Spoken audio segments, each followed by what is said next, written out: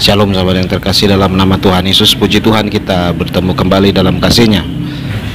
Seorang bapak ini begitu bersedih ketika di Piala Dunia kemarin Maroko kalah di semifinal oleh Prancis. Tapi dia katakan tidak apalah, Islam lebih banyak menang katanya.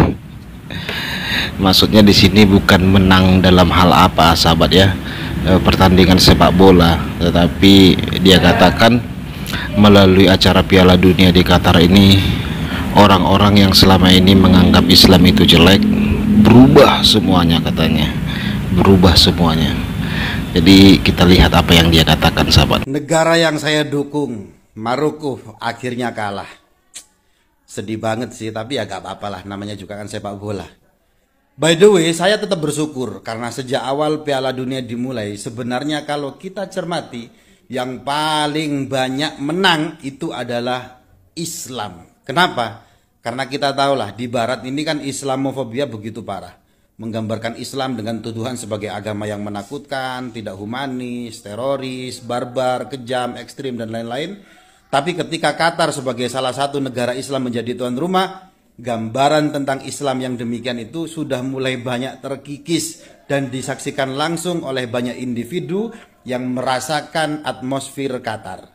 Kemenangan-kemenangan itu saya catat. Pertama, sejak awal pembukaan, Qatar sudah mengenalkan Islam kepada seluruh dunia dengan aduhai dan cakep. Ayat Al-Quran yang menjelaskan tentang perbedaan antar bangsa, suku, dan lain sebagainya, ini dijelaskan merupakan sesuatu yang wajar. Islam menerima perbedaan, bukan pembeda-bedaan. Yang kedua, para supporter dari seluruh dunia kaget dengan sambutan warga lokal Qatar yang begitu sopan. Banyak warga lokal yang menjamu para tamu. Kita tahulah bahwa motivasi warga Qatar ini tidak lain ya karena dari ajaran Islam. Man kana yu'minu billah wal yawmil akhir falyukrim dhaifahu. Siapa yang mengaku beriman kepada Allah dan hari akhir, buktikan dengan hormati tamumu, siapapun mereka. Ya, apa yang dikatakan Bapak ini sebenarnya perkataan yang cukup lucu ya. Karena menurut saya sahabat, bukan kita yang menganggap Islam itu jelek, tetapi terjadi dan terus terjadi. Sehingga kita melihat dan menilai dari oknum-oknum yang melakukan seperti yang terjadi ya baru-baru ini. Kita melihat di Polsek bagaimana seorang yang melakukan bunuh diri, bahkan di sepeda motornya ada surat Arab, bahkan di sepeda motornya juga bertuliskan ayat suci ya. Dan berkali-kali juga kejadian seperti kita ketahui di Indonesia pernah terjadi mengenai Natal, bahkan penutupan gereja, pelarangan gereja, nyeruduk gereja, apalagi demo Ahok dulu ya, itu kan viral kali seluruh dunia sahabat. Mereka dan dunia melihat itu semua, dan itu tidak bisa kita buang begitu saja sahabat. Bagaimana mereka melakukan aksi-aksi tersebut sampai banyak sekali kata-kata kotor, bahkan sumpah serapah segala macam kepada satu orang Ahok. Mereka selalu berkata bahwa Islam itu adalah agama rahmatan lil alamin, agama pembawa damai, tetapi dari kejadian-kejadian bahkan di beberapa negara hal-hal yang kita lihat ketidakadilan itu ya, sering dilakukan oleh oknum-oknum mereka. Bukan hanya di Indonesia tetapi di negara barat ya. Kejadian seperti itu sering terjadi dan terulang terus-menerus. Seperti yang kita ketahui di Timur Tengah sendiri, konflik perang sesama satu agama saja masih terjadi sampai sekarang. Contoh simpel saja yang kita lihat berkali-kali bahwa bagaimana apologet Kristen sendiri menjawab tuduhan-tuduhan itu kan langsung ditangkapi ya, di demo dan segala macam. Mereka ngamuk-ngamuk, kumpulkan massa, marah-marah. Nah, dari hal seperti itu bagaimana kita bisa melihat sesuatu yang baik dalam agama Islam? Jujur sajalah kita, jujur saja sahabat. Jujur saja kita, bagaimana Pak MKC digebukin, dilumurin pakai tai, dipukulin jam 12 sampai jam 5 pagi. Alasan Bapak polisi tersebut karena membela agama dan membela Rasul. Terus bagaimana lagi kita harus lakukan memandang sesuatu yang baik dari agama Anda, Pak Ustadz? Jujur saja, kita tidak usah berdalih-dalih atau menutupi atau bertopeng untuk membenarkan sebuah agama kita, tetapi kelakuan oknum-oknum bukan hanya di Indonesia loh, di berbagai negara apabila Anda mayoritas hal-hal seperti itu selalu ditunjukkan. Entah berapa kali juga sampai ke telinga saya seperti di Malaysia itu ya, kalau ada orang yang murtad itu dipenjara, dihakimi. Tetapi kalau orang mualaf disanjung, itu kan merupakan bentuk sebuah ketidakadilan loh. Ya, kalau mualaf digaji dan segala macam itu merupakan bentuk ketidakadilan.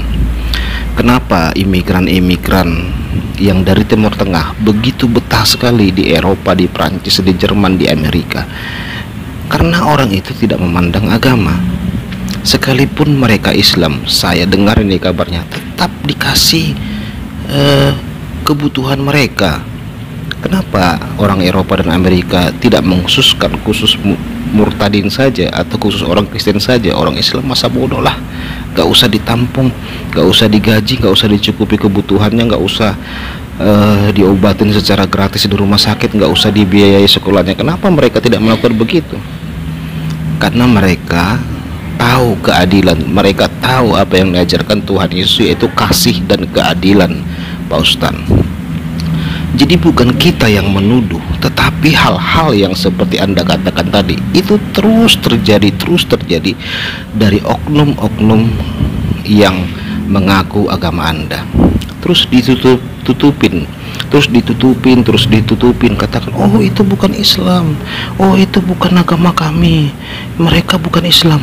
Nah, tetapi kita melihat ketika, ya sebut sajalah, teroris tersebut meninggal, disolatkan, terus dikatakan, oh selamat jalan mujahidin, syuhada, katanya, inilah syuhada kita.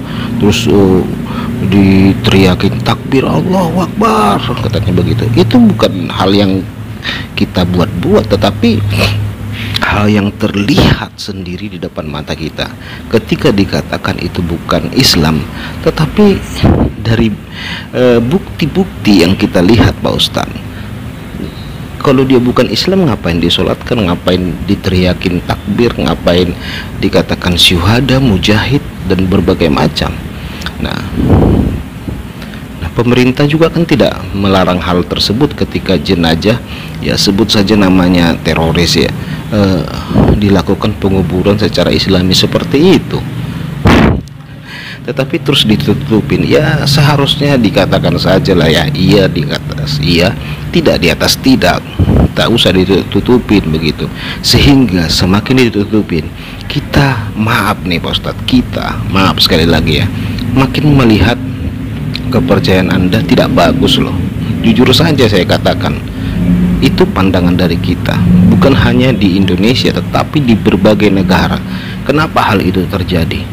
Karena seringnya terjadi dari oknum-oknum Anda, yang ada yang melakukan bom bunuh diri demi bela agama, nyeruduk sana nyeruduk sini, seperti di Indonesia lah.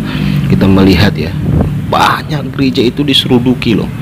Orang ibadah online, lihat video saya di bawah itu, ibadah online di rumah dilarang.